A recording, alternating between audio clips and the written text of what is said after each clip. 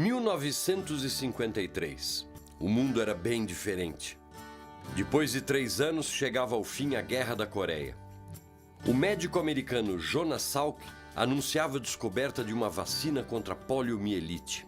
Os atores Gregory Peck e Audrey Hepburn faziam um par romântico em A Princesa e o Plebeu. No Brasil, o escritor Érico Veríssimo ganhava o Prêmio Machado de Assis, dado pela Academia Brasileira de Letras. E nascia o acampamento Nosso Recanto.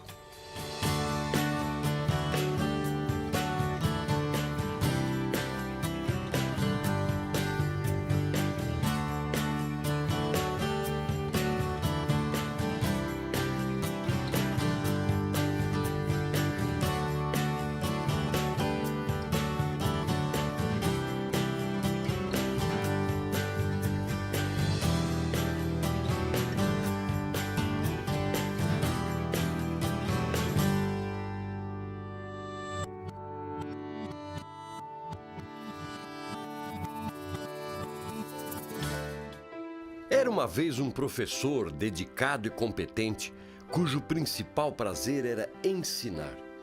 Quando não estava na escola, estava na casa de alunos, dando aulas particulares. Certo dia, a avó de um desses alunos fez a ele uma proposta que iria mudar a sua vida e a de outras milhares de pessoas. Na minha ideia, eu tenho o Safo como um ícone naquela época, botando tudo a criança, aquele adolescente que precisava entrar numa escola chamada Roosevelt, vamos dizer assim, como se fosse um Bandeirantes hoje, como se fosse uma mega escola. Naquele tempo existia um chamado curso de admissão ao ginásio. Era como um vestibular que você fazia para entrar no ginásio do Estado. E o professor Mesquita tinha um curso chamado Curso de Admissão São Judas Tadeu, que era no porão da casa dele. Ele tinha uns 40 alunos e ele preparava para essa criançada entrar no Colégio do Estado. E esse cursinho, então, o Safo preparava. E o Afonso dava aulas nessa época, nesse curso de admissão São Judas Tadeu, e foi meu professor lá. Uma das avós, que aí é uma mistura que a gente não sabe se... como é que aconteceu? Aconteceu o seguinte, além das aulas na classe, eu era solicitado para dar aula particular em casa, no sábado, no domingo, tudo. A preocupação era passar. Eu tinha um aluno cuja educação estava sendo orientada e paga pela avó. A avó veio falar comigo e disse: professor, ele precisa passar. O menino precisa passar, ele vai se esforçar bastante, o senhor cobre o que quiser, mas cumpra os horários, o máximo de horários para ele. E depois a gente conversa. Passou o tempo, veio o exame. E com as aulas dele, logicamente, eu fui aprovado. E estava precisando de uma nota alta, mas fui aprovado. E a minha avó, então, resolveu recompensar esse nosso esforço. E a avó desse menino deu de presente para ele uma semana num hotel fazenda. Eu não sabia o que escolher, porque nunca tinha ido passar férias em nenhum lugar. Ela me ajudou e escolheu uma fazenda no Vale do Paraíba. E ele ficou muito feliz. Alguns dias antes dele fazer essa viagem, ele recebeu um telefonema da avó dizendo: olha, professor Afonso, eu queria pedir um favor, aconteceu um imprevisto, o meu neto que ia viajar comigo, infelizmente nós não vamos mais viajar, e ele não tem um programa para fazer, eu gostaria que você o levasse. Agora não era matéria, matemática, português, não era nada, era atividade para ocupar o moço aqui, o candidato, que tinha 11 anos. Só que ele tinha 20 e poucos anos, o menino tinha por volta de 10 anos de idade, e, obviamente não era um companhia para o outro, e ele se preocupou em tentar arranjar companhias para ele e envolvê-lo em atividades nesse local. E aí ele começa a chamar todas as crianças que estavam ali e que gostavam do esporte, do outro, para fazer atividade. E ele começa, então, a fazer atividade junto. Só que para dar atividade, eu não estava assim tão por dentro, né? Mas eu já fazia basquete no Espéria, já fazia corrida no Palmeiras, já tinha umas atividades de esporte, porque no colégio interno, onde eu estudei, fazia muito esporte. Então ele organizava torneios, né, brincadeiras na piscina, gincanas, né, para que envolvesse esse aluno dele com as outras crianças do hotel. Além do menino, que eu tinha responsabilidade, eu movimentei o resto da criançada que estava hospedado lá. Um deles tinha tido uma experiência com o acampamento de férias. Eu fui questionado por uma mãe que estava com um filho naquele hotel, né? E ela disse que queria falar comigo e disse o seguinte: isso que você está fazendo é uma atividade que se faz na Europa, nos Estados Unidos, e contou para ele e relatou que era um acampamento, perguntou se ele conhecia, ele falou que não, que nunca tinha ouvido falar. Ele ouvindo aquilo, ela então propõe a ele uma sociedade ou alguma coisa do gênero e tal. E eu gostaria de fazer uma coisa igual no Brasil. E vi e observei que eu só tenho muito jeito. Então, que tal a gente se unir e montar um esquema de atividade nas férias para as crianças? Eu fiquei meio entusiasmado, meio curioso e tal. Eu não me recordo se ele de pronto disse que não era bem a ideia dele e tudo mais, e ele volta para casa. Ao comentar com a minha mãe... Terminou as férias, falei que eu já sei e contei a história direitinho. E aí ela conta um pedaço que foi onde nasceu o nosso recanto, né?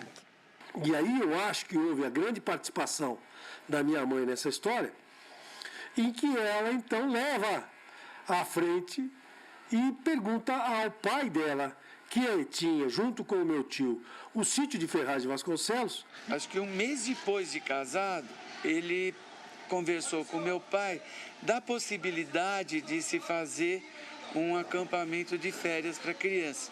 Isso foi em 1953. Assim nasceu o NR. A primeira temporada aconteceu em 1953, num sítio da família da tia Jaci, no município de Ferraz de Vasconcelos, a 27 quilômetros de São Paulo. A propriedade, que levava o nome de Nosso Recanto e possuía 54 mil metros quadrados de área verde, recebeu os primeiros acampantes em julho daquele ano. O papai ficou muito entusiasmado com a ideia, e o pai do Zezinho também, que eles eram sócios no sítio. E eles resolveram fazer, dar uma força para nós. Nem meu tio nem meu pai tinham nada a ver com educação, eles trabalhavam em indústria, mas eles ajudaram o professor Afonso nessa primeira fase muito intensamente. Então a gente passou essa primeira, podemos dizer que é a primeira etapa, que foi em Ferraz de Vasconcelos, o lugar onde tinha na frente do acampamento, passava o trem que existe ainda hoje, vai para Mogi das Cruzes.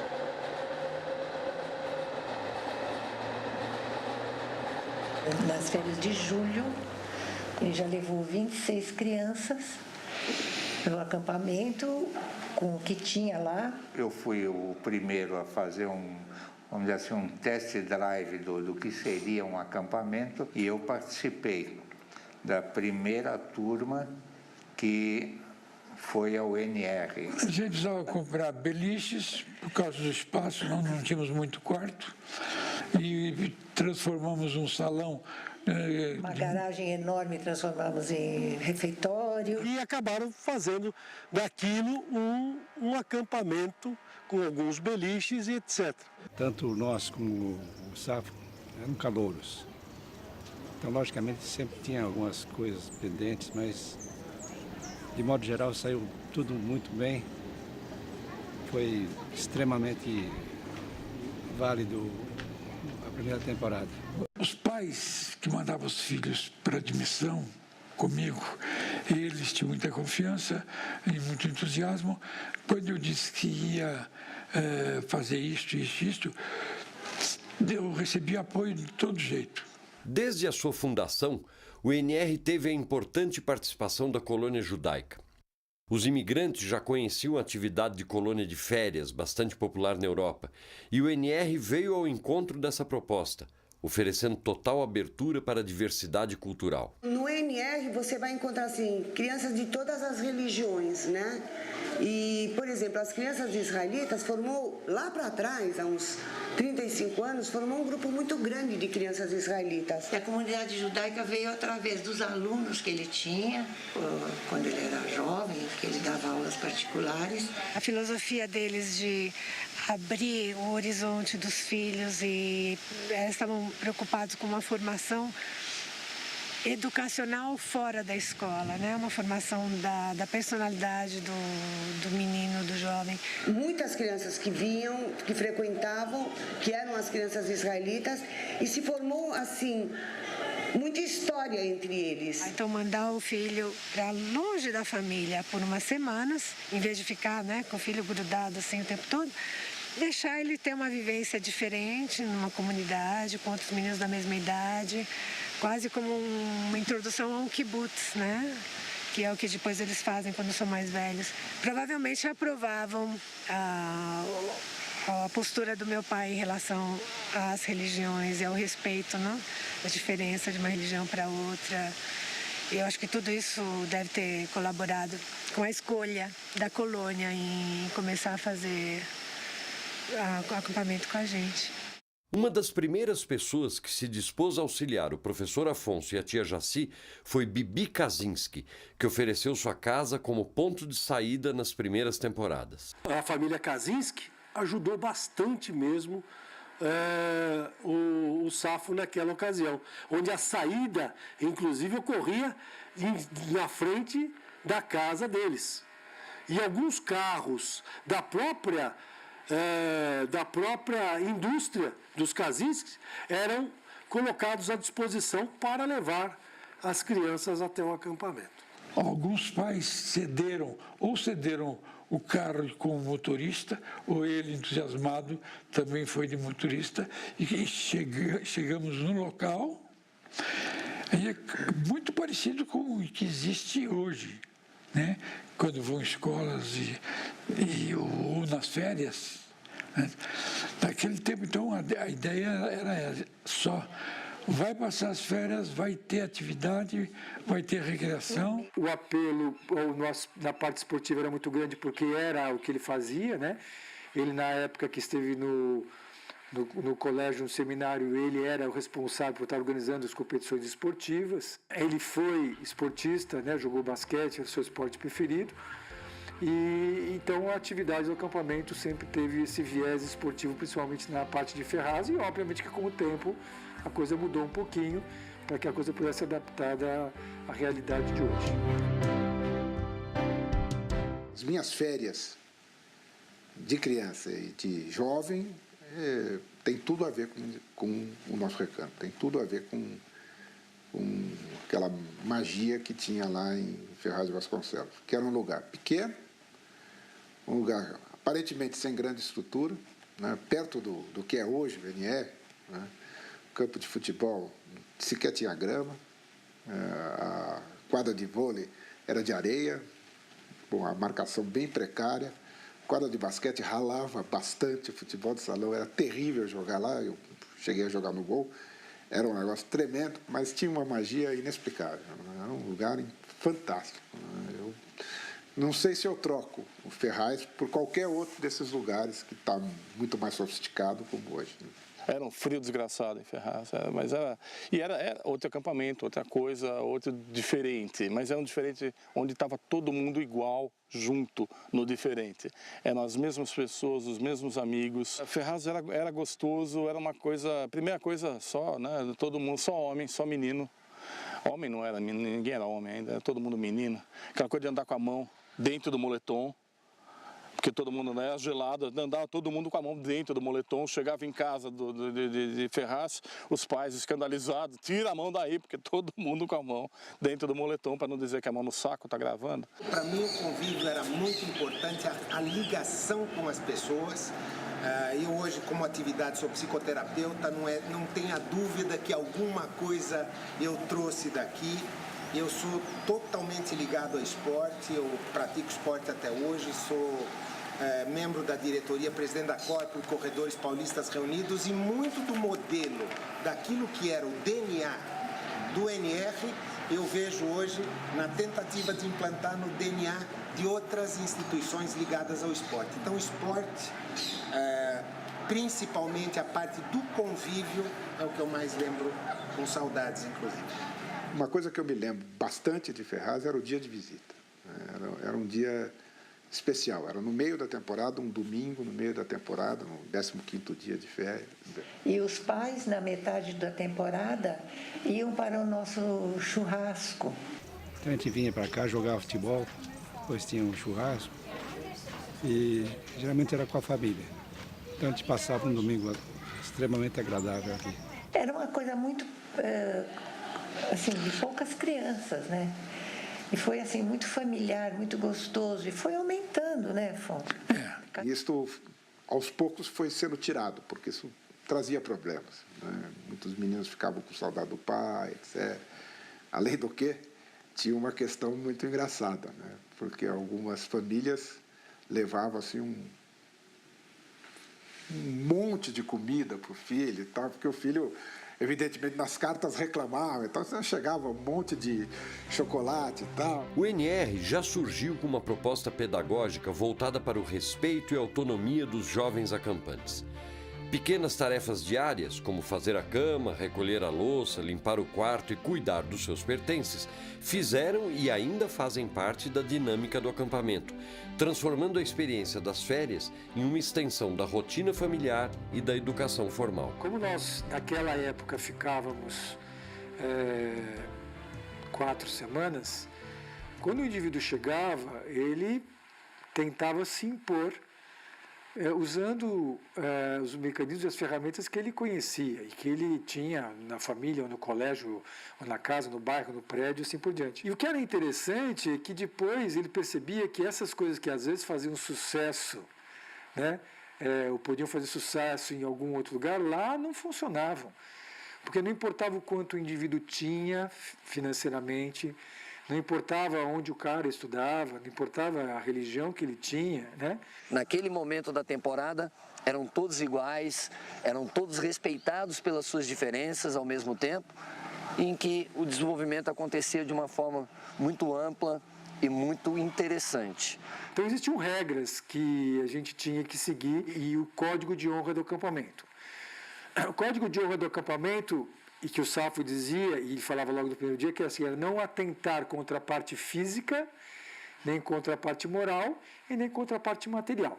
Óbvio que isso não é do NR, isso vale para todos os lugares, mas isso a gente pegava como uma coisa muito séria e era a base para tudo aquilo que a gente fazia no acampamento. O primeiro folheto do NR, de temporada de férias, vinha escrito assim: nas férias a educação para...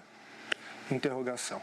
Ou seja, o que ele queria era oferecer uma possibilidade de que meninos, no começo só meninos, pudessem, nas férias, continuar um processo educativo. No final, depois de um tempo, todos, né, fazendo exatamente as mesmas coisas, dividindo os mesmos espaços, dormindo na mesma cama. E naquela época, a participação, naquela época eu digo, na época de Ferraz, e um pouco de Agudos também, a participação dos acampantes no dia a dia do acampamento era muito intensa, né? Muito mais do que é hoje, na organização do acampamento, na manutenção do acampamento. Então, um indivíduo podia ser o filho de uma pessoa que tivesse muitas posses, né?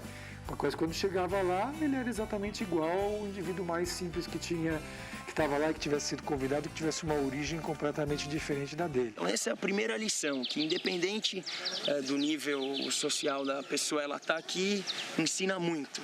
E essa é uma lição que com certeza leva para a vida. Tanto os meus filhos como as crianças que têm a possibilidade de vir bastante, elas têm sim elas vão ter com certeza um diferencial no futuro, que é uma coisa que poucas pessoas têm a possibilidade. O INR traz para você, sem você perceber, um senso de responsabilidade, um senso de coletividade, para muita gente um senso de liderança que depois vai ser muito importante na vida e você nem percebe que você está exercitando isso.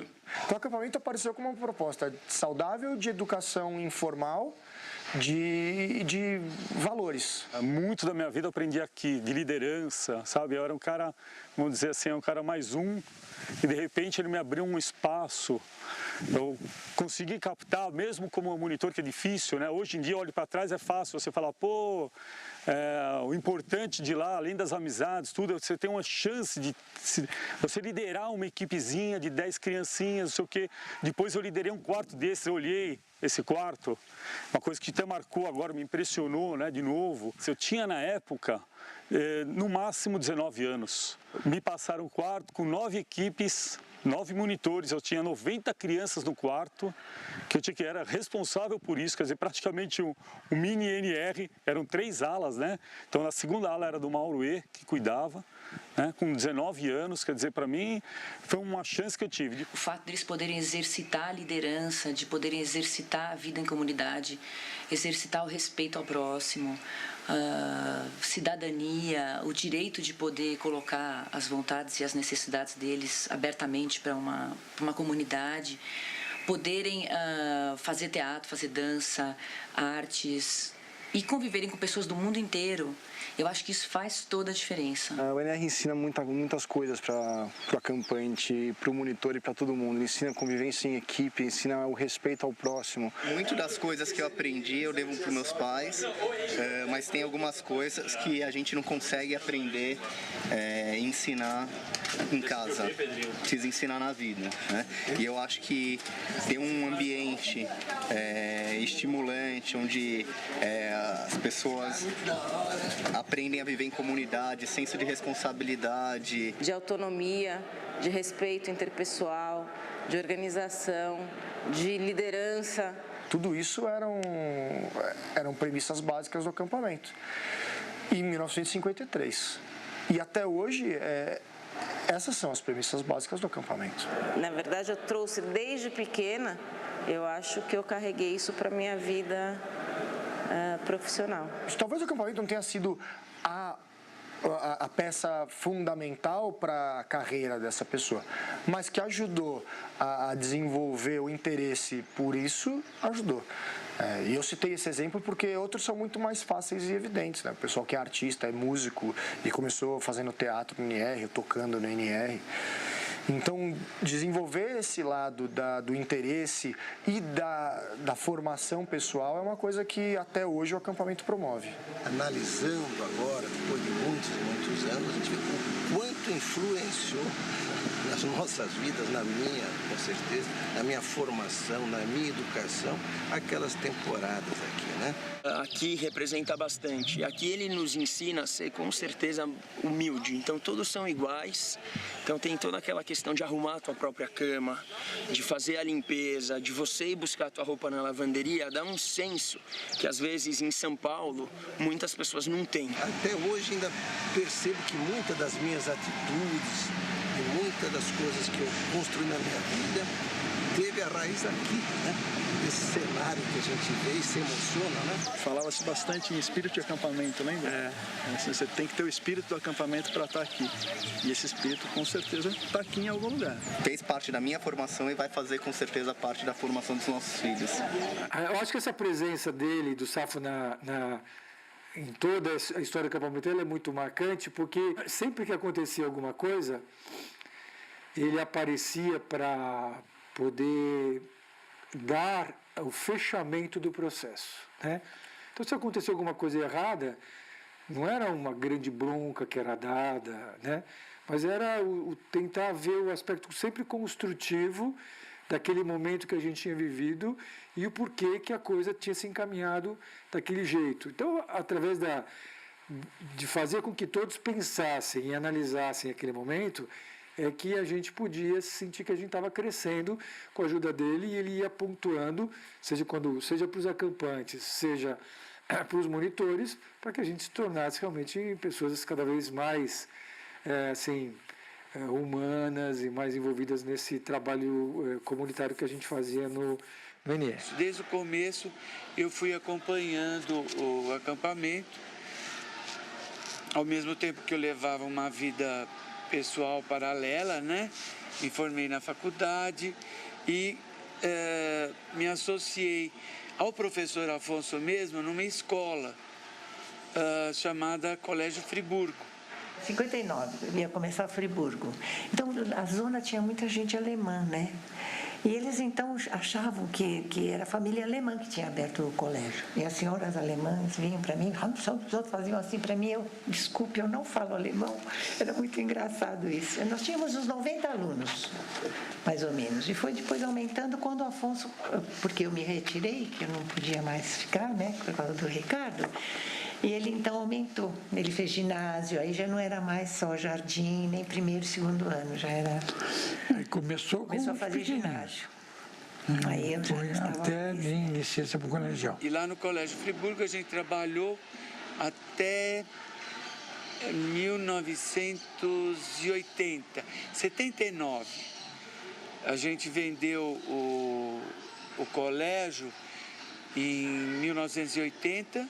Acho que todos tiveram uma participação em maior ou menor intensidade com o passar do tempo. Tenho certeza que o Safo jamais imaginou que a coisa pudesse chegar onde ela chegou.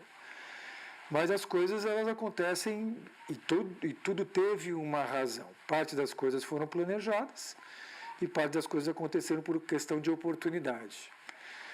Então, o primeiro acampamento aconteceu porque existia um sítio dos meus avós e dos tios, né, da minha mãe. Depois ele vislumbrou, e até por uma demanda, né, dos próprios clientes, de só fazer acampamento masculino, que havia necessidade de fazer misto, né? E isto fez com que ele visse que naquele local onde a gente fazia não era o ideal. A procura tinha aumentado, ele procurou um outro local e foi quando nós fomos para Agudos.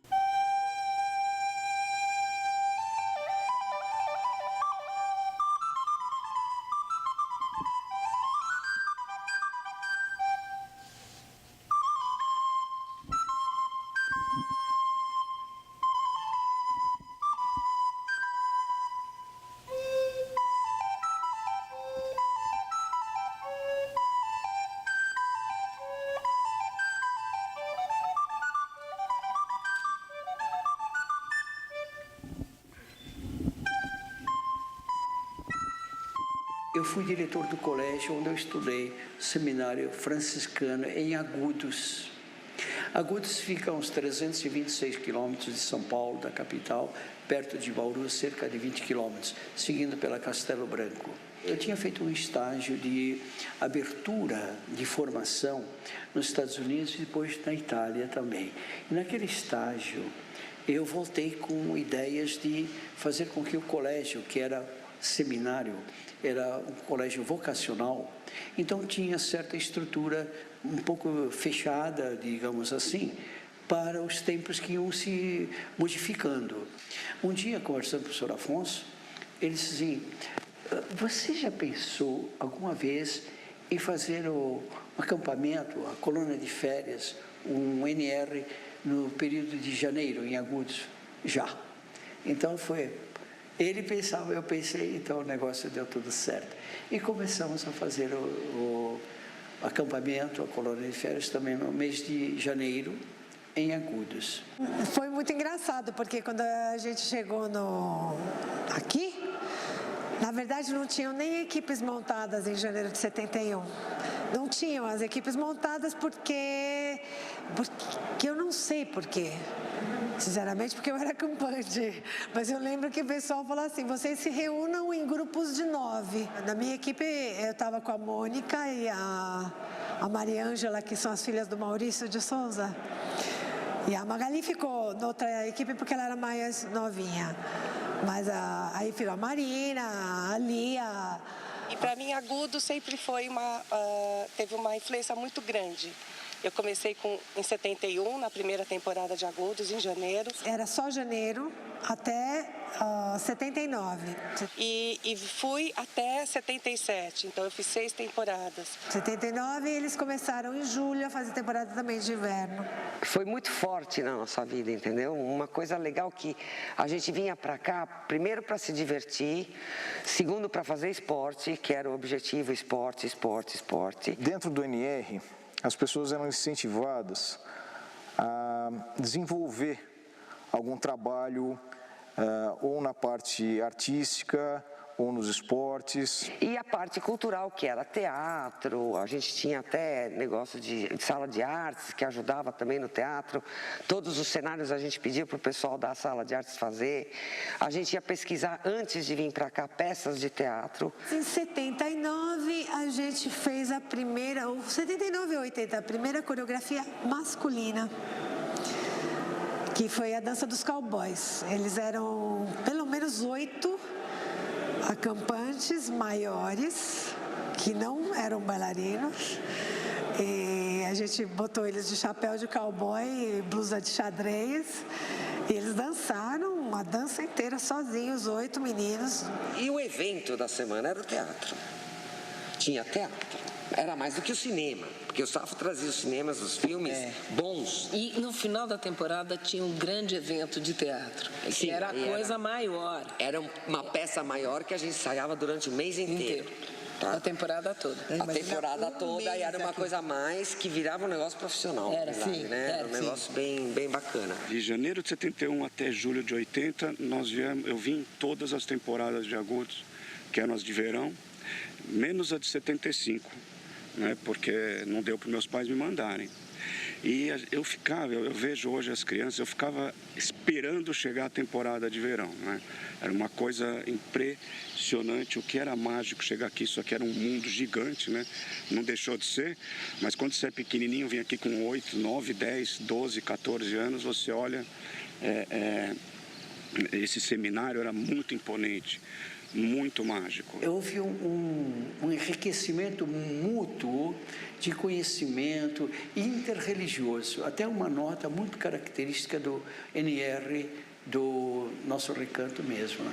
Porque o seminário tinha amplas instalações. Uma sala grande, umas 5 vezes ou 6, esta em que estamos aqui, era a sala de banda do seminário. Tinha os instrumentos musicais e foi transformada no período de férias em sinagoga.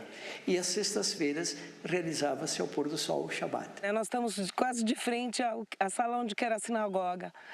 E eu ajudava a organizar o Shabat, a sexta-feira. Então, tínhamos todo no final da tarde um preparo, as meninas colhiam flores para decorar a sala. E do mesmo jeito que se preparava o Shabat, eu ajudava a preparar a missa com o Frei Agostinho. Né? Isso foi muito significativo para mim. E eu me sentia no papel de ter que explicar para os acampantes que não eram judeus o que era o Shabat, do mesmo jeito que eu participava da missa explicando para os acampantes de origem judaica como era que era uma missa e qual era a relação que poderia ter nas duas religiões para lidar com a diferença e poder lidar de uma forma muito fraterna e de convivência muito gostosa. Essa diversidade de religiões, e mesmo aqui com o seminário, conhecendo o Frei Agostinho, e isso me fez ver o mundo bem diferente. Então houve esse entrosamento como franciscano, recebendo aquela colônia de férias de cristãos, israelitas. O ritmo das férias era diferente. Nós ficávamos 30 dias isolados aqui, sem recurso nenhum, praticamente só correio tradicional para se comunicar com a família. E era uma experiência única. Não se falava em dinheiro, nós vínhamos com as piores roupas, então cada um se sobressaía pelo seu caráter, pelas suas atitudes, pelas suas iniciativas. Éramos todos uma família, né? O Colégio Friburgo, o NR, era uma coisa muito próxima. Eu me emociono um pouco, porque é muita história da gente e é bárbaro poder estar aqui. Desculpa. Traz de volta toda uma vivência muito boa. Lembro que eu joguei final de campeonato de futebol, eu acho que o meu time era o Pato Donald, a final era contra o time do Tio Patinhas. A quadra lá em cima era de terra, e onde tem o jardim todo lá em cima era tudo pedrisco. Eu lembro que a gente jogava queimada. A gente fazia muita bagunça também.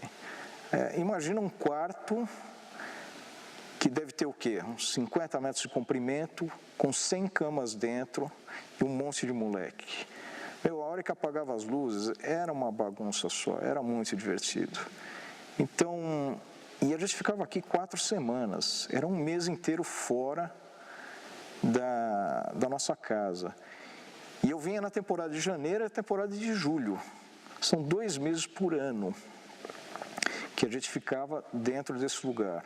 A hora que a gente ia embora, era uma choradeira só. Foi uma experiência realmente super importante na minha vida. Tudo é mágico, sabe? O ladrilho, a mureta santa, a quadra toda cheia de grama de handball, a quadra toda empedrada de basquete que a gente se esfolava inteiro quando caía. Essa simplicidade não volta mais e vai ficar marcado na minha cabeça para sempre. Então a minha ansiedade era tanta que qualquer coisa, mesmo que chovesse, mesmo que a gente não conseguisse fazer nada, a sensação seria a mesma. Realmente era uma coisa assim, era uma doença muito grande, era uma religião para mim. Era uma coisa muito forte. É forte até hoje. Eu estou aqui hoje na comemoração dos 60 anos e tudo que eu estou sentindo aqui é uma coisa absurdamente mágica, uma coisa muito forte. Cada espaço disso aqui representa muito para mim, dá nó na garganta em cada lugar que eu vou. Para mim, tem espaços aqui muito especiais para mim, especialmente nesse lugar aqui que foi muito mágico na minha vida.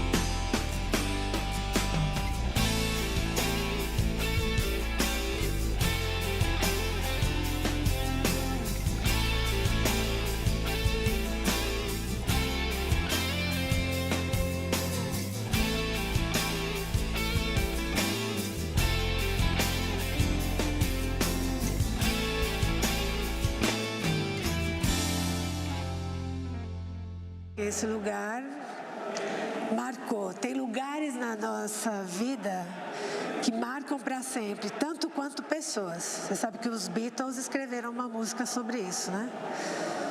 E eles falam, tem lugares e pessoas que eu lembro na minha vida, e esse é um lugar. A história de muita gente está diretamente relacionada aos momentos vividos no acampamento. Devido à maior duração das temporadas, aqueles que mais frequentaram o NR acabaram passando lá dentro os anos mais importantes de suas vidas.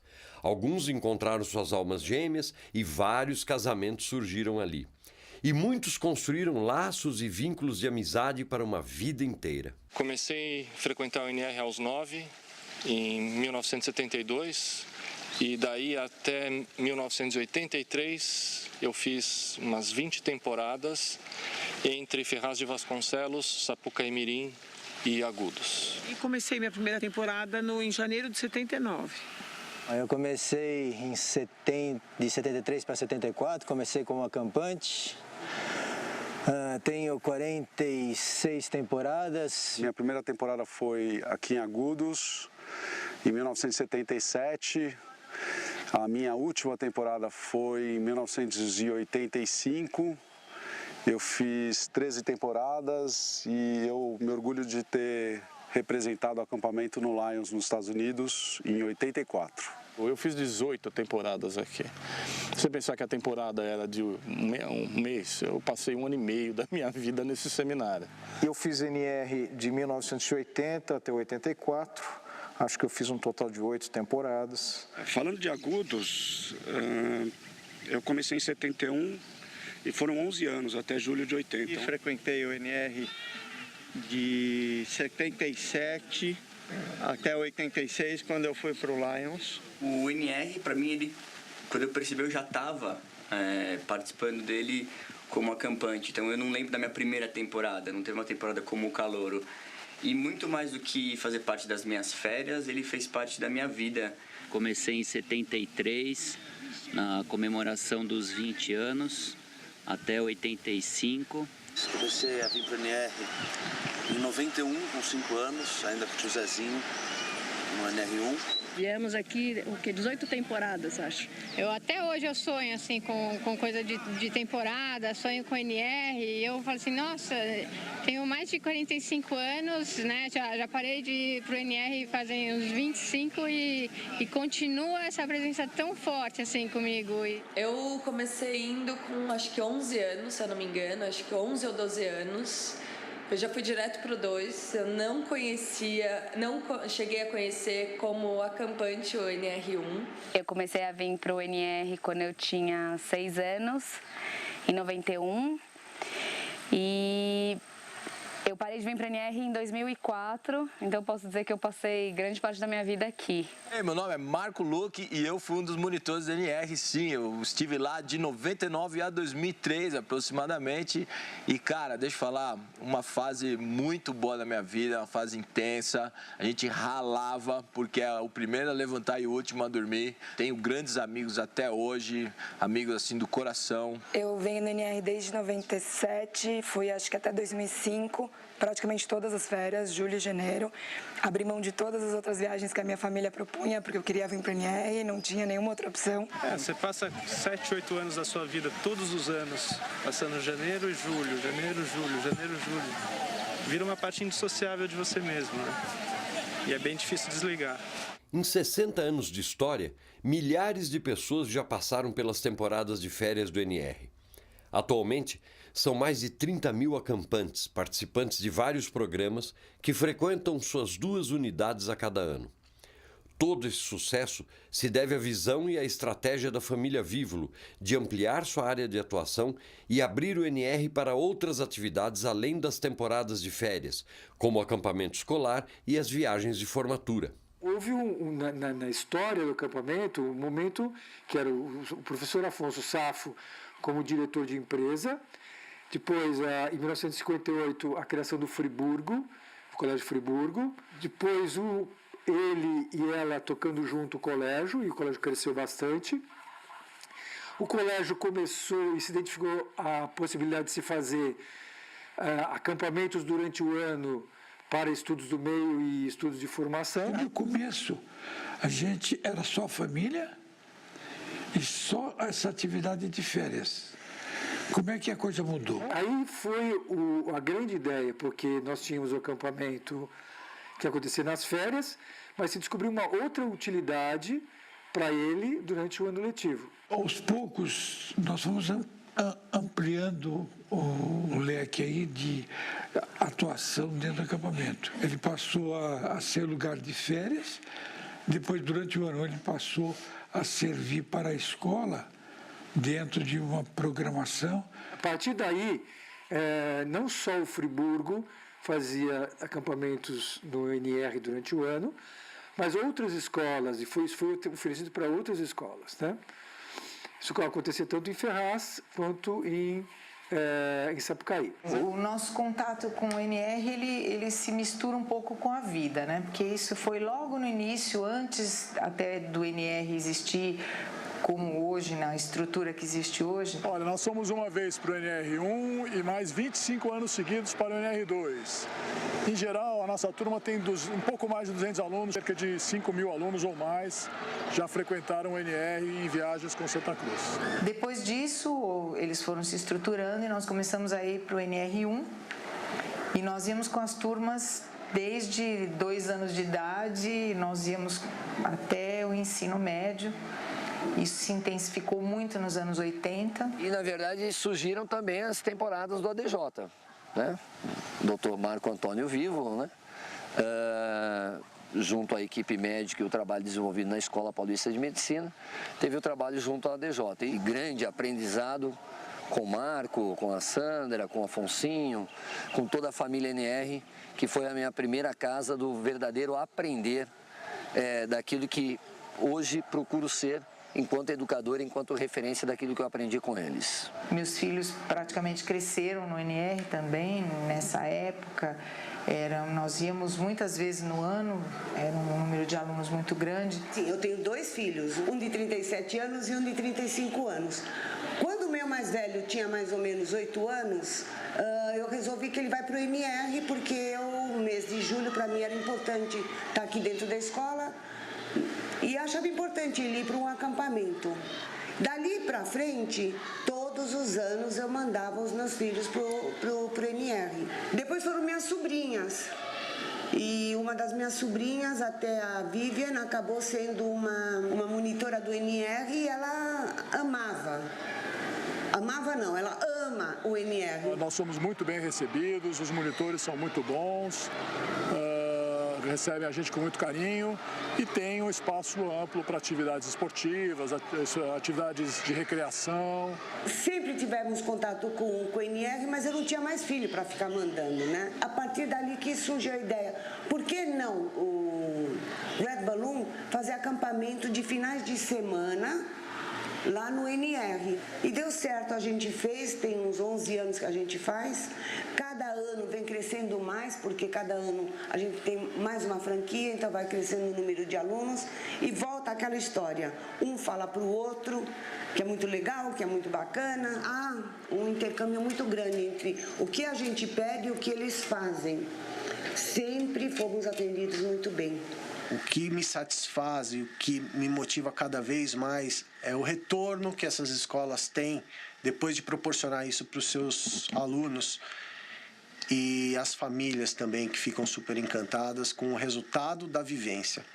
E acompanhando, né, essa evolução, eu percebo que nada daquilo que é a essência do acampamento, que é a filosofia, se perdeu. O NR, ele é um produto de uma pessoa absolutamente carismática e visionário. Você imagina um senhor educador, há 60 anos atrás, ter a clareza de reunir crianças para se divertir durante o período de férias, mas idealizou, atrás da diversão, a educação. Aos poucos ele foi tendo a visão de que a coisa de que precisaria aproveitar a oportunidade, né? Eu acho que o papel da minha mãe também foi muito importante, porque se ela não estivesse disposta a assumir também um outro lado, que era o acampamento dos menores, o acampamento não teria crescido na velocidade que ele cresceu. Agudos, a gente tinha muito tempo livre, porque a gente alugava Agudos, janeiro e julho, e você foi ver um sítio para nossos fins de semana no Ingá. E eu falei assim, mas por que então eu não faço um acampamento no Ingá? E aí nós arrumamos os 3, 4 chalés, todos para acampamento, e eu fazia sozinha também, lembra?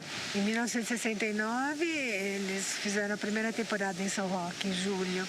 Continuava Agudos e nascia o acampamento Ingá para uma idade menor. Eles resolveram comprar um outro local e fazer as meninas maiores e os pequenininhos todos juntos em São Roque. Então iam meninos de 6 a 10 anos para São Roque e meninas de 6 até 15 anos, né?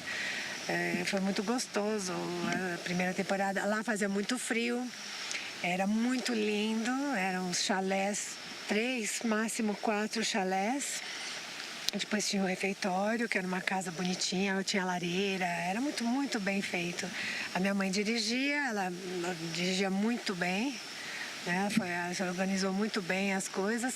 Eles não se viam, meu pai e minha mãe, eles se falavam por telefone durante um mês. Eu acho que no dia 21 de janeiro ele vinha visitar minha mãe porque era aniversário de casamento deles, né? Nós estávamos separados, ele estava em Agudos, eu estava em Sapucaí. E a gente estava fazendo 25 anos de casados e tinha saído a música do Roberto Carlos. Você, meu amigo de fé, meu irmão camarada, não sei se vocês conhecem. Eu comprei a fita e um gravador e fui lá, não sei aonde, acho que em Paraisópolis, num telefone e botei para ele ouvir, né? E ele chorava. Mas era a única vez que eles se viam. O resto do tempo ele ficava lá, dirigia Ferraz, ela ficava em São Roque, dirigia São Roque. Aí você já fazia Agudos e eu comecei a fazer Sapucaí Mirim de pequenos, misto, sozinha. E foi gostoso, a gente ficou lá de 69 até 71 e depois eles venderam e começaram a procurar uma coisa nessa região. Várias regiões, mas eles gostaram daqui.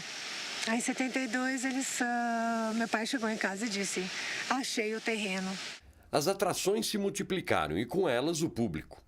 Assim, uma nova mudança foi necessária para manter a proposta educativa do NR. Em 1972, decidiu-se transferir os acampantes menores para uma nova unidade em Sapucaí Mirim, uma acolhedora cidade no sul de Minas. O prédio, um antigo seminário da Ordem de Sion, começou modesto e hoje acomoda com conforto mais de 300 pessoas. A tia Jessi tinha 42 para 43 anos, era jovem, topei a parada.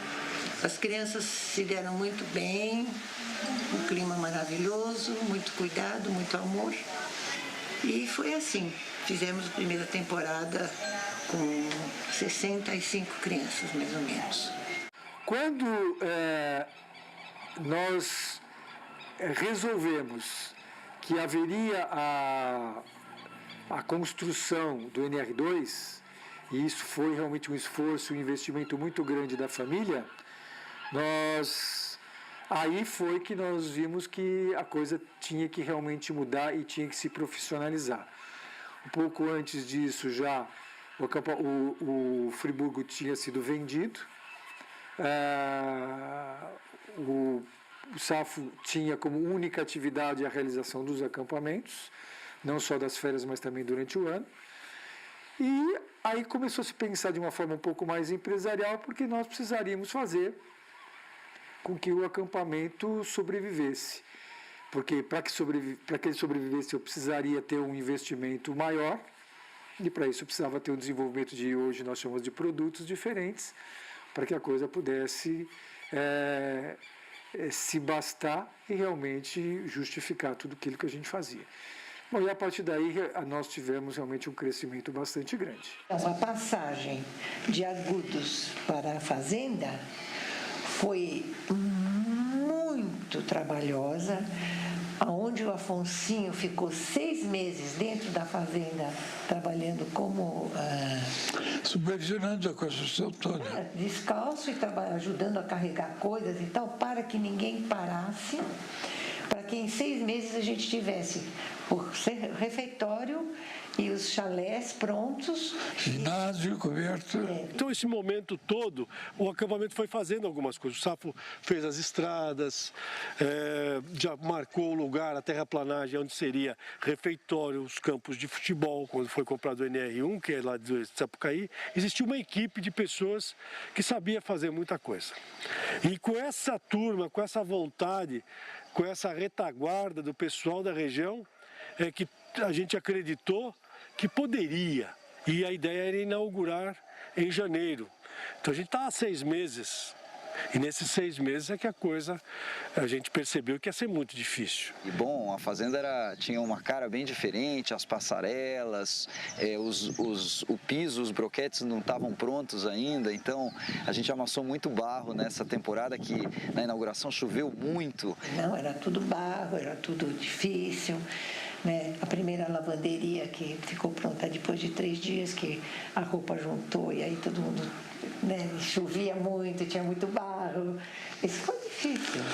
E aí houve essa transição, né, de gerações de agudos para a fazenda, a linguagem era outra, o ambiente era outro, as músicas foram outras, e aí, bom, essa geração começou a criar, na verdade, a história da fazenda a partir daí. Vamos juntos, vem curtir o dia no NR, aproveitar cada segundo, faça chuva ou faça sol, a saudade ficará, eu te levarei no pensamento, guarde em teu coração as lembranças do que vivemos no NR Acampamentos.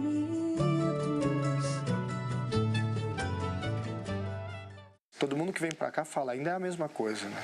Ainda tem o aviso depois do café da manhã, a arrumação dos quartos, os monitores passam para ver se os quartos estão em ordem, e aí você vai ter uma programação com brincadeira, atividade, gincana, e vai ser sempre assim, eu acho que isso nunca vai mudar.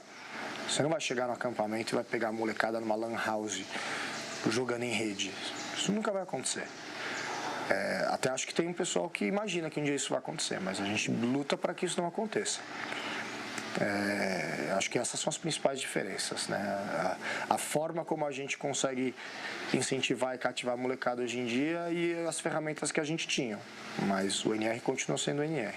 Na nossa época, a gente fazia uma temporada de 28 dias e a gente chorava porque estava acabando. Quer dizer, eu acho que o entrosamento entre os acampantes, o nível de intimidade das pessoas que viviam esses 28 dias juntos, né, desse grupo que vivia junto, era uma coisa muito intensa. Na minha época de acampante, o acampamento, qualquer coisa era divertido. Então, uma atividade simples de um caça com pistas era uma coisa que a gente amava, adorava. As crianças de hoje em dia não curtiriam tanto fazer 28 dias de acampamento, porque elas estão ligadas em outras coisas, quer dizer, faz falta o celular, faz falta o computador, faz falta conhecer lugares diferentes, faz falta encontrar pessoas que não estão aqui, né? Eu acho que são crianças, é uma geração que está ligada em muitas coisas ao mesmo tempo. Por outro lado, a essência é a mesma.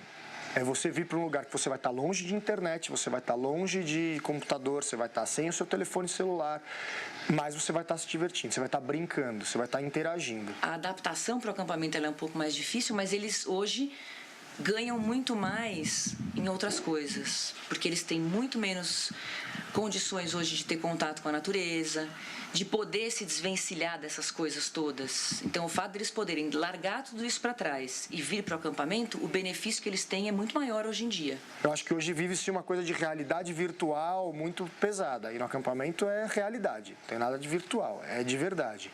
Você vai passar de fase numa atividade mesmo, não vai ter como fazer uma senha para você passar da primeira fase para a segunda. Você não vai jogar o basquete no controle remoto, você vai jogar basquete de verdade. Isso existia na minha época e continua existindo. Todo mundo que vem para o acampamento acaba tendo esse espírito. Nem todo mundo vem preparado para isso. Muita gente vem e sente, tem uma síndrome de abstinência de 2 dias aí, ficar sem telefone celular, ficar sem tecnologia. Mas no final das contas, brincar, se divertir e viver dias em que você cresce, que você se desenvolve, que você se torna mais independente, acaba sendo a coisa mais importante. A filosofia, né, a base do acampamento ela é a mesma. A história do acampamento se confunde com a história do casal Safo e Tia Jaci. Os dois se casaram em janeiro de 1953, mesmo ano do nascimento do NR. Gerações de jovens formados e educados como filhos por pais generosos, certos da necessidade de formar não apenas pessoas, mas seres humanos conscientes do seu papel no mundo. Exemplos de companheirismo, cumplicidade, dedicação e amizade, de compaixão, de carinho e paciência.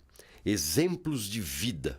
Foi muito difícil parar de vir para o NR. Eu lembro da última temporada, em julho de 80, a gente sabia que era a última temporada, o Marcelo sabia que ele já tinha chegado onde dava para chegar, assistente, já tinha feito a carreira dele, tinha que partir para outras coisas.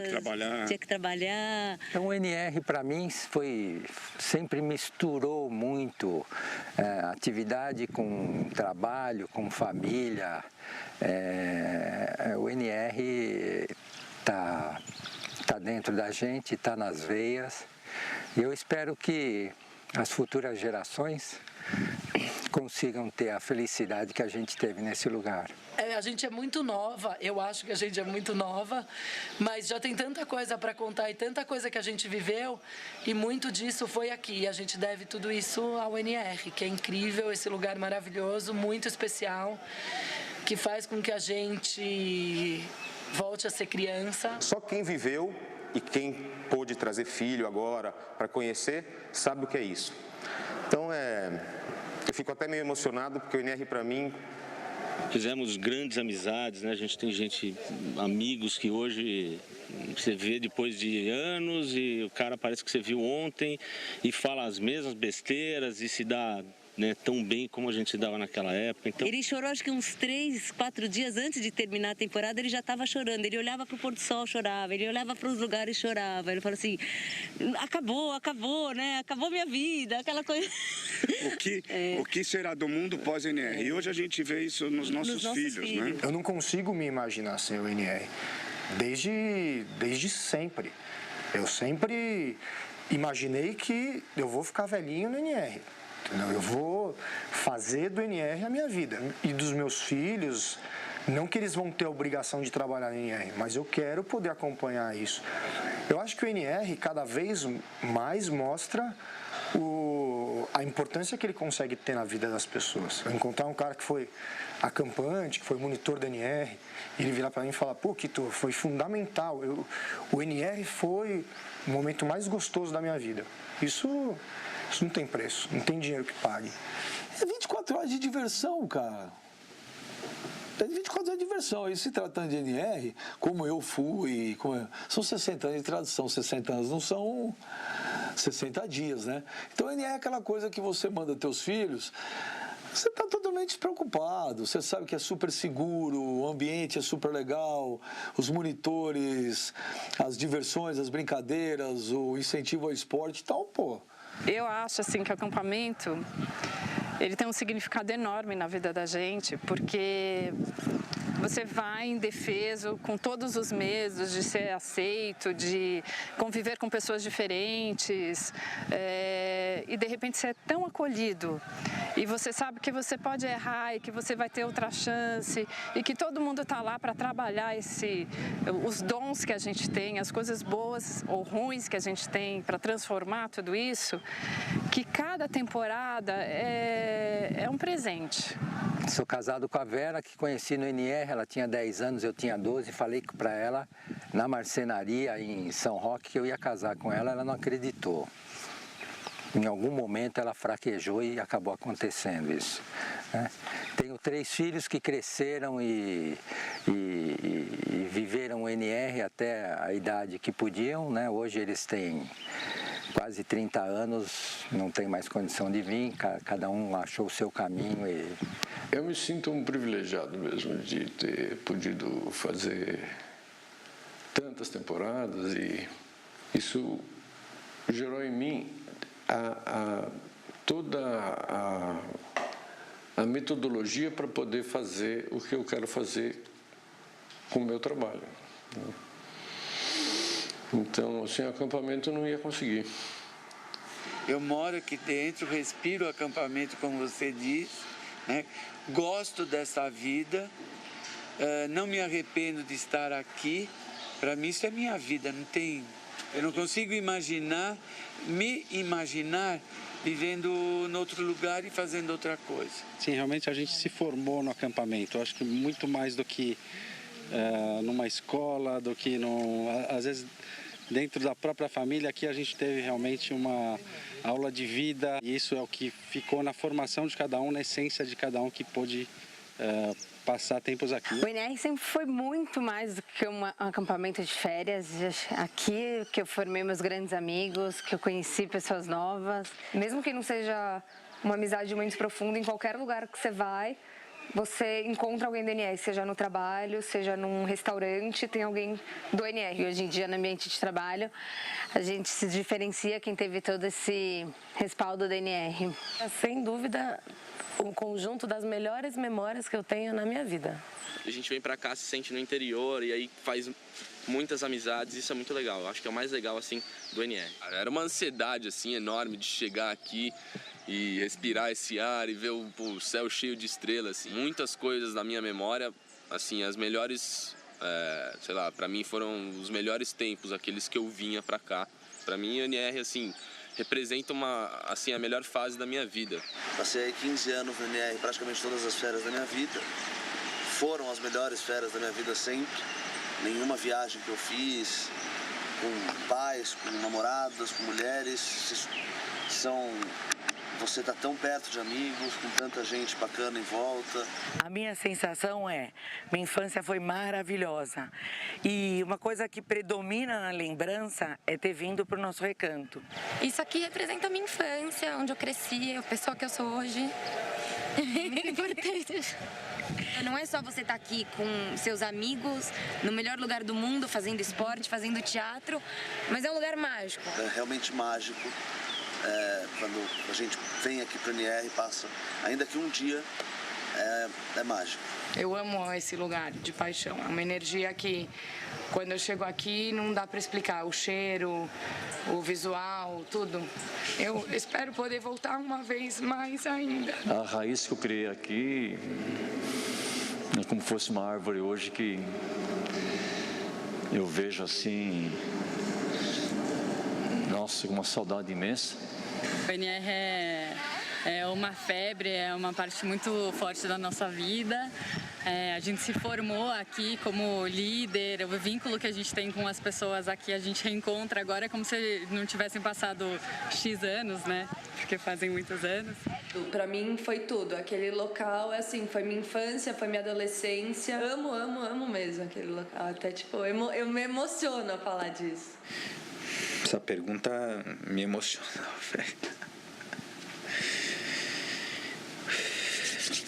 Cara, tem um sentimento que eu tenho pelo NR, acho que é muito puro, cara, muito verdadeiro. Eu acho que eu aprendi a gostar daqui como minha família, cara. Já trabalhei em outras empresas, tenho bons amigos, mas família eu tenho em casa, eu tenho no NR. O que eu posso dizer de um lugar, de um espaço que me acolheu por 10 anos da minha vida, na juventude, que me ajudou a me formar como homem, né? Que fez eu encontrar a mulher da minha vida, né? Minha vida se confunde com o NR. Nasci, o NR já existia, cresci no NR e convivo o NR até hoje. Acho que todo mundo que tem a chance de ter passado ou passar por aqui, de alguma forma o NR marca bastante, quando não marca muito.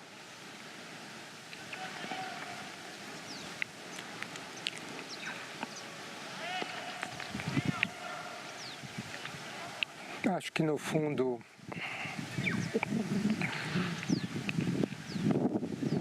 o amor que eu tenho por eles se confunde muito com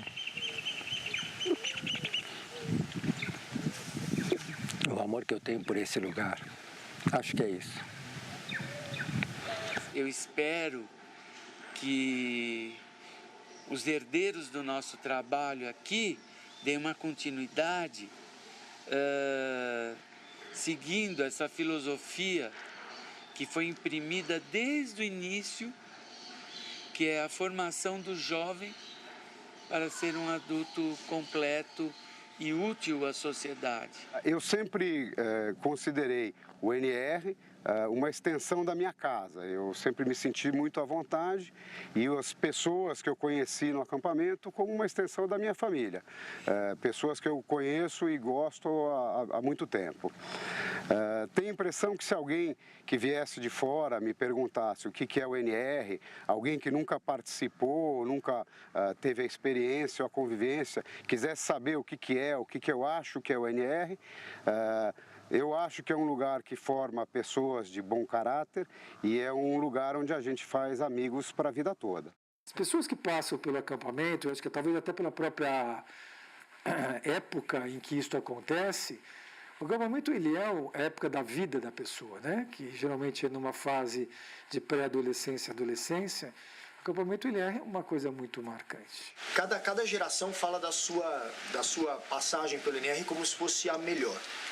Porque aquilo foi o melhor para aquela pessoa. Então, é inevitável você pegar o pessoal de Ferraz e falar, não, Ferraz era demais por causa disso. O acampamento tem que sempre evoluir, não tem, era o melhor e agora não é o melhor, vai ter que ser o melhor. E eu acho que até hoje, tem gente que fala, qual foi sua melhor temporada? Eu falo, é essa e a melhor vai ser a próxima. A temporada que está acontecendo tem que ser a melhor temporada da história do NR. E aí a próxima tem que ser a melhor temporada da história do NR. E assim sucessivamente. O acampamento é isso, graças a Tia Jaci e ao Safo, a filosofia de vida deles. Então, eu vejo na geração dos meus filhos que é igual. Eles têm os mesmos sentimentos. Então, parece que é uma rede, assim. Você vai encontrando e vai crescendo e vai, sei lá, fazendo um mundo melhor mesmo. É diferente. O NR é uma coisa que ficou guardada, é muito especial. Foram as melhores férias que eu passei, né, e que eu pude transmitir aos meus filhos. Acho que conheci muitas pessoas importantes, tenho um apreço extraordinário para o professor Afonso, uma pessoa, uma liderança do bem. O mais louco, eu falei isso na temporada de Agudos, eu fiz agora, há pouco tempo atrás, não essa última temporada, uma anterior, também 4, 5 dias lá no acampamento, e depois eu fiz uma temporada de veteranos, que é a primeira que teve no começo do ano. Grupos completamente diferentes, crianças ou os grupos de veteranos de 20 anos, agora eu tenho 40, 20 anos mais novos que eu.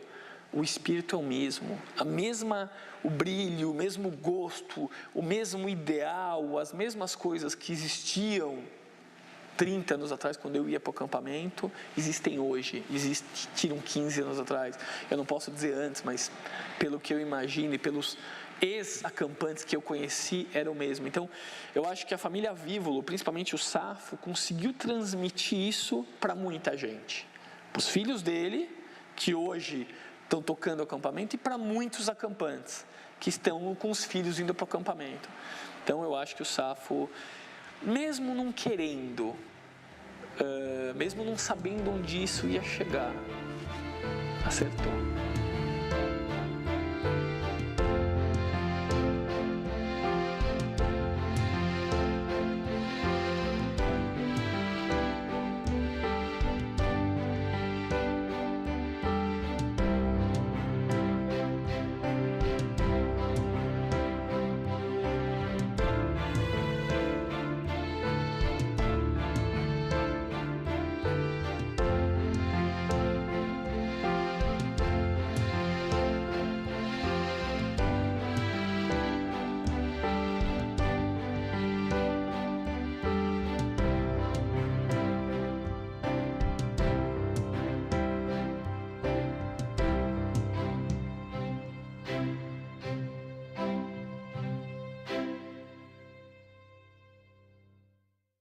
Com alegria eu vou falar do professor Afonso Maurício Vívolo, que para muitos, e talvez a maioria dos acampantes, NR, etc., é o Safo, é o Afon para a família.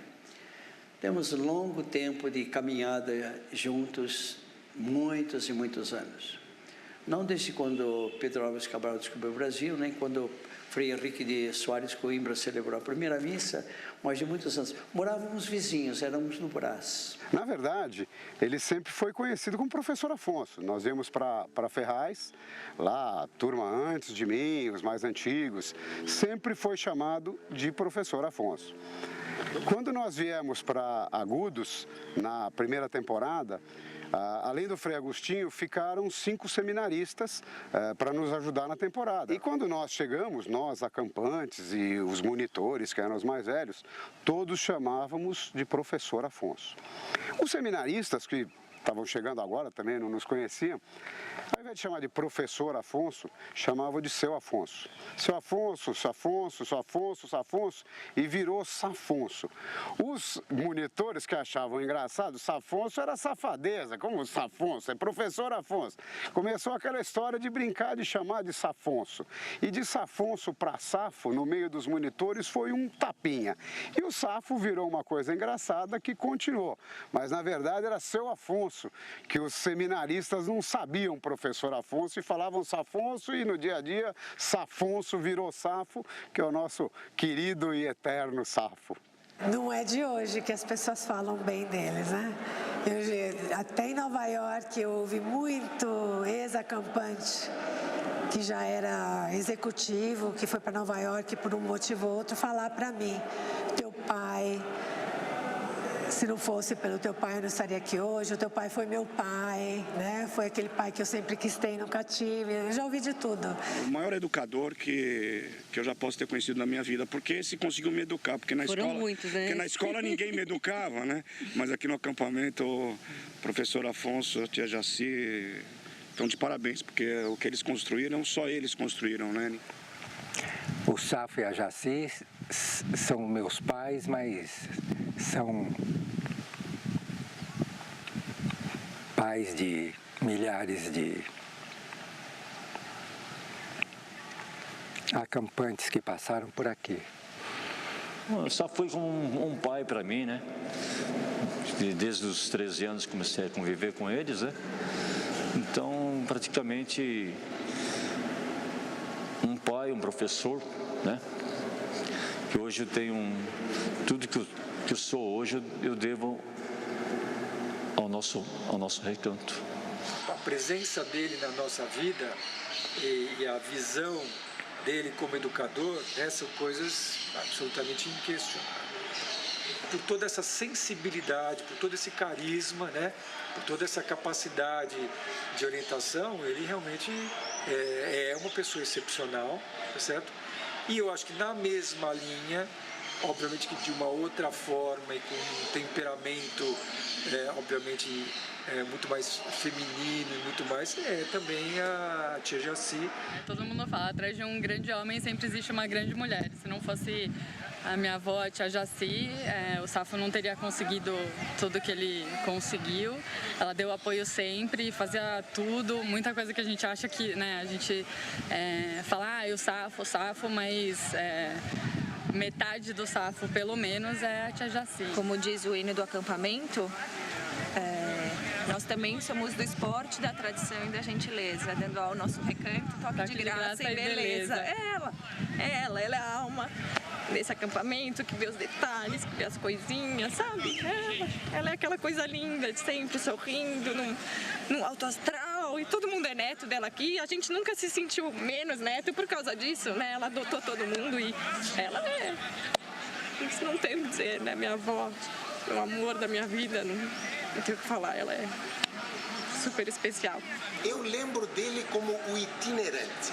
Era o tempo todo indo e vindo de carro. Essa era, vamos dizer, a primeira imagem que a gente tinha. E depois, obviamente, quando a gente se aproximava, era aquela perspectiva de ter uma figura de respeito, uma figura que a gente respeitava, uma pessoa de autoridade que a gente respeitava e, ao mesmo tempo, falando conosco, jogando conosco e se acotovelando conosco nas quadras. Isso era uma coisa fenomenal. O professor Afonso recentemente me deu mais uma lição.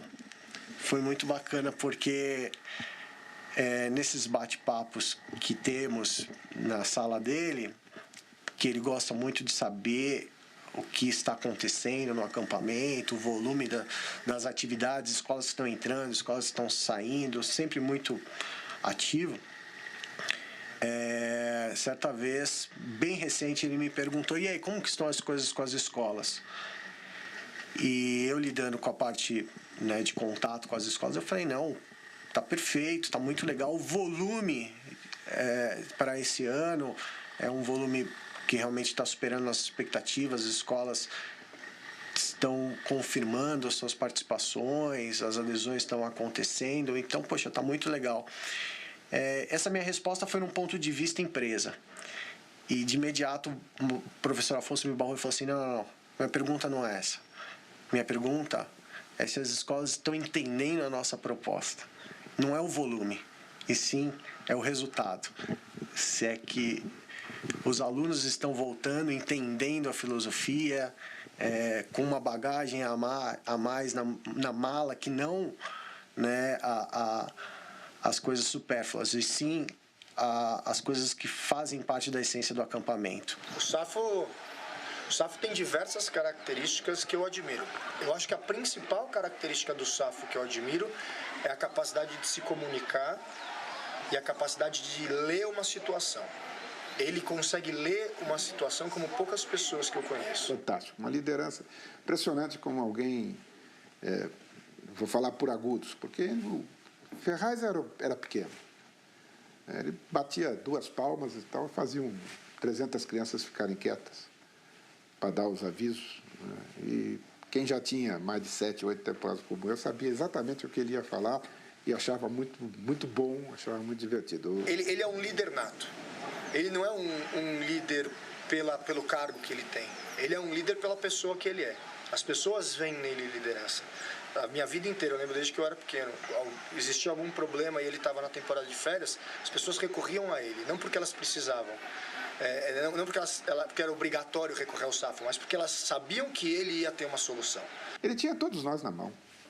Ele tinha um controle absoluto sobre todo monitor, sobre todo assistente, sobre todo o acampante. Ferraz, ele conhecia nominalmente todas as pessoas. Né? Ele conhecia todas as crianças, todos os pais, enfim. Ele tinha controle absoluto. E Agudos ficou enorme. Agudos era foi uma mudança muito grande. Mas, mesmo assim, para mim, né, ele sempre foi o mesmo. Sempre foi uma pessoa muito afetuosa, muito carinhosa, muito justa. É a imagem que todos temos, né, daquele educador incomparável, daquela pessoa humana, que entende os problemas dos outros. Eu lembro de algumas temporadas que eu ficava um pouco mais triste em determinado dia, talvez saudades da família. Ele caminhava comigo por aqui, trocava uma palavra. A partir desse momento, tudo voltava a se normalizar, né? E eu vejo hoje, com a formação de outras gerações, né, a imagem do professor é aquele ser humano incomparável que eu vou levar no meu coração para o resto da vida. Sonhei em ficar velhinho com a minha esposa e ter metade da admiração que as pessoas têm, não pela pessoa do Safo, mas pelas realizações dele. É um cara que realizou muita coisa. Fiquei muito feliz em ser esposa dele, poder ajudar.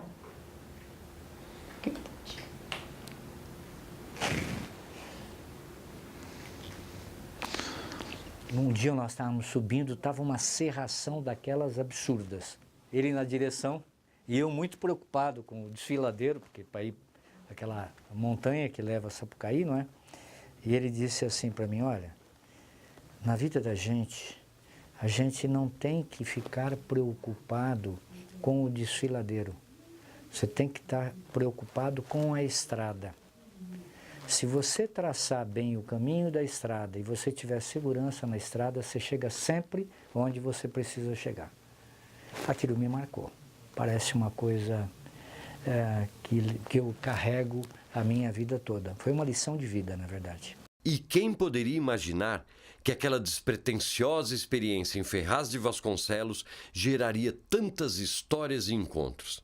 A semente vingou, criou raízes profundas, se desenvolveu com vigor e beleza e deu origem a um lindo e magnífico bosque, com flores e frutos responsáveis por nutrir gerações inteiras.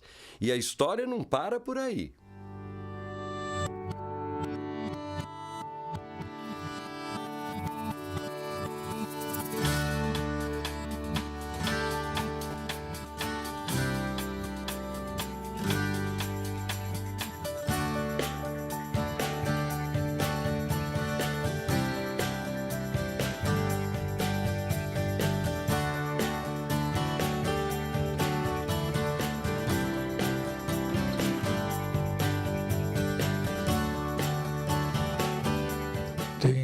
Porção de histórias boas que a gente viu, que tinha o dedinho da gente lá.